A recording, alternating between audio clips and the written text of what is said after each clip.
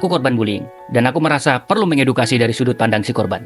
Banyak dari kita yang melakukan bullying, tapi dianya sendiri tidak merasa kalau dirinya adalah seorang pembuli.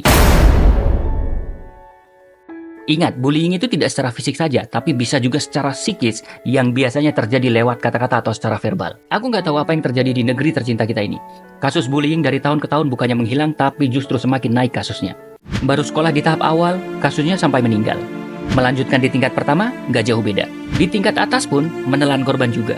Baru masuk kuliah, meregang nyawa juga. Sudah lulus kuliah mau ambil profesi spesialis, diserang juga mentalnya. Dari kasus yang terakhir ini, kita menemukan fakta bahwa kasus bullying terjadi itu bukan karena rendahnya tingkat pendidikan seseorang.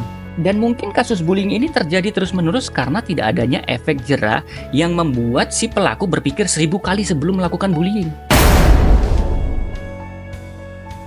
Dan kasus bullyingku nggak kalah parah. Dipukul, dikeroyok, secara verbal, lapor ke guru percuma, dipaksa mencuri, dipaksa merokok, padahal aku masih duduk di bangku SD kelas 4.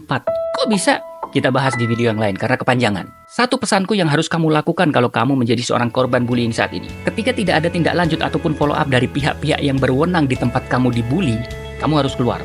Ya, kamu harus pindah lingkungan. Dan please, jangan berpikir diri. Masih banyak sekolah, masih banyak tempat kerja, masih banyak lingkungan yang bisa menerima kamu. Dan tentu masih banyak peluang di luar sana dibanding kamu ngeladenin orang-orang yang gak penting itu. Ya, itulah yang aku lakuin. Aku minta pindah sekolah. Aku cerita ke ibu panjang lebar semua detailnya dan ibuku setuju untuk memindahkan aku. Dibanding aku harus itu, I'm sorry, goodbye, I quit. Share video ini agar teman-teman yang menjadi korban bullying tidak berpikir pendek. Dan juga agar para pelaku bullying melihat video ini akan teringat bahwa balasan kelak akan dia dapat. Menurutmu, apa sih penyebab terjadinya kasus bullying?